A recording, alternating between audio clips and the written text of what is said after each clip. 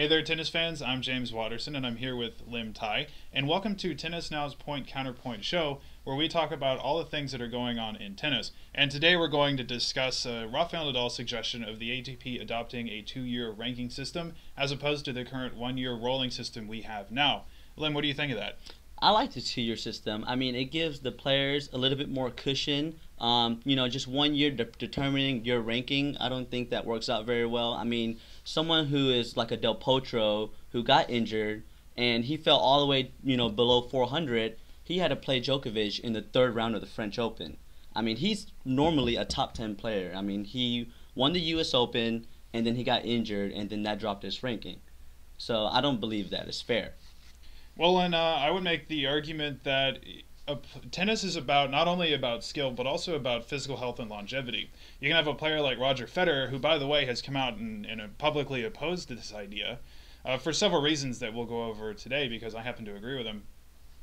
But he has maintained his health. He should be rewarded for being a healthy player. There should not be an institutionalized thing that helps an injured player stay near the top.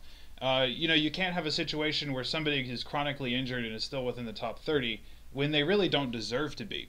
And not only that, but I think the bigger issue here is that a 2-year system would prevent younger players who are coming up from having a great tournament and climbing the rankings. And because of that, they're going to stay lower in the rankings. They're going to still have to play the top players early on, and it's going to stall their careers. Meanwhile, it's going to heavily favor the players who are already at the top. Well, that's where I disagree because Federer, I understand where he's coming from. If you're healthy, you deserve to be at the top of the rankings, but injuries happen when, players least expect it.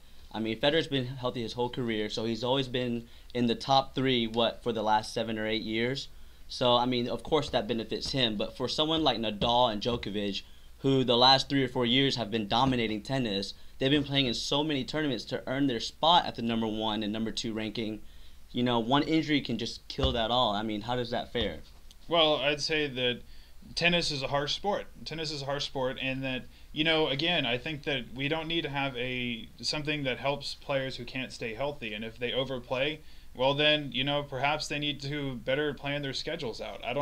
If you have somebody like Roger Federer who doesn't get injured, or even some of these other guys, he should not be handicapped for staying healthy.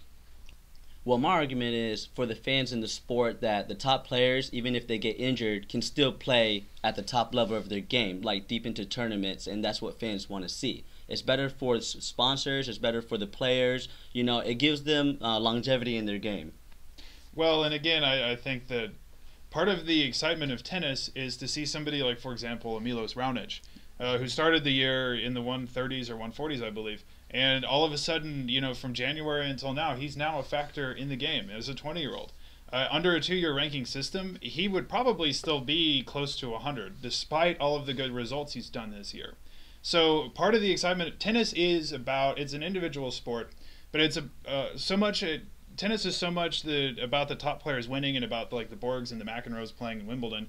So much as it's about the upsets, the players who come along, the young players who come along and earn that unexpected win, and all of a sudden they can go way up in the rankings. Under this kind of system, they could do that, but it wouldn't happen. Like you could have a Bernard Tomic who reached the Wimbledon quarterfinals. He would have had that result, but he would have stayed. His ranking would have gone up only marginally.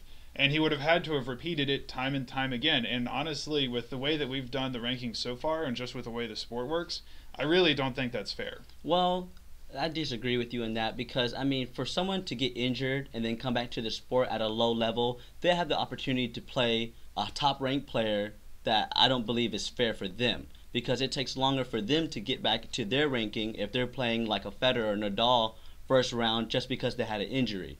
They're not going to get deep into tournaments. They should be playing, someone I believe, in the 50s or below. And they'll have a better chance at making it back to the top that way. But the draws are randomized, and that's how they've always been. Of course, when the draws are put together, the top seeds are favored slightly because they're more likely to be drawn against wild cards and qualifiers. But the thing is, you can't mess with the draw in order to make something more fair. I understand. Tennis on its own is a harsh sport. So if you have somebody who's ranked in the 60s, who either he's a young player or not, and all of a sudden he has a huge improvement in his game, he's going to have to beat the top players anyway, whether it's at the beginning of a tournament or it's in the quarters or semifinals. But the way I see it, you should be playing the top-ranked players who deserve to be there at the end of the tournament, who have worked hard to make it to the quarterfinals, semifinals, and finals.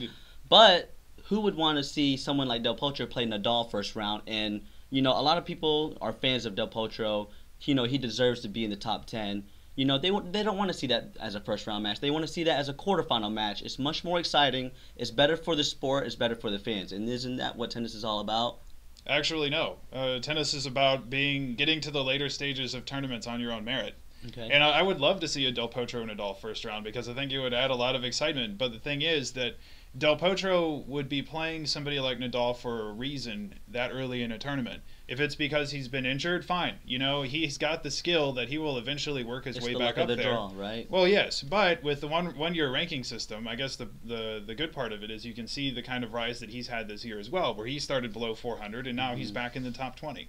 I understand, but then when you do a 2-year system, it just gives a little bit more cushion for the players who play in so many tournaments. Who if you play in more tournaments, you're more prone to get injured. Djokovic, he had an amazing year. And he's having back problems right now. Now he's losing a couple of matches here and there. And he can beat anybody out there on the tour. But, let's say if this injury keeps him out, he's going to drop from his number 1 position to a lower rank. Is that fair for someone who just won 3 out of 4 Grand Slams? Yes, because tennis is it's a harsh world out there in tennis. And you are where you deserve to be, and the point system is built that way. And I think that a 2-year system would build sort of an oligarchy that we see in golf, where you can have a Tiger Woods who didn't win a Grand Slam one year and was still number 1 because of his results from the prior year. And I suppose we'll have to cut it off there. It's been a lively debate, folks. Make sure to let us know where you stand on this issue in the comments below. As always, thank you for watching, and we'll see you next time.